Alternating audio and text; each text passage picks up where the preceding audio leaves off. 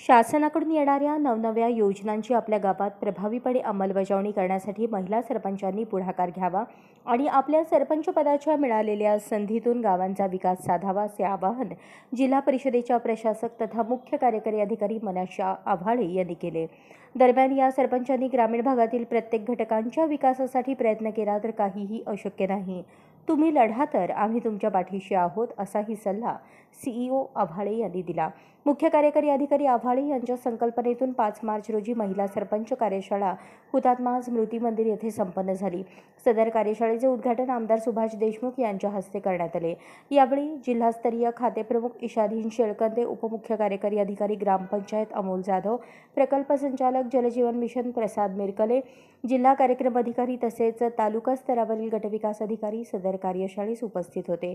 तसेच सदर कार्यशाळेवेळी फलटणचे ग्रामसेवक प्रकाश कळसकर यांनी मुंबई ग्रामपंचायत अधिनियम 1958 मासिक सभा ग्रामसभा कर्तव्य याबाबत मार्गदर्शन केले। निवृत्त लेखाधिकारी जहीर सय्यद यांनी ग्रामपंचायत लेखा संहिता अधिनियम 2011, व्याख्याते शिवाजी पवार यांनी यशदा राज्य शासनाचे योजना उपक्रम कशा पद्धतीने राबवते याबाबत माहिती दिली। मोटिवेशनल स्पीकर सुभाष रणदिवे यांनी मानवी दृष्टिकोन, ॲडव्होकेट सुवर्णा कोकरे यांनी पोक्सा कायद्याबाबत माहिती दिली।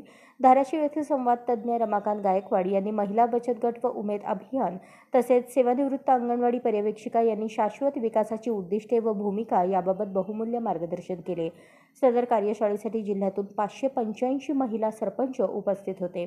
आलेल्या पाहुण्यांनी ग्रामीण विकासाचा गाडा, त्यांच्या येणाऱ्या अडीअडचणींचे मार्गदर्शन या कार्यशाळेत केले। यावेळी आमदार सुभाष देशमुख यांनी महिला सरपंचांना मार्गदर्शन करताना जिल्ह्यातील विविध योजनांची सविस्तर माहिती दिली।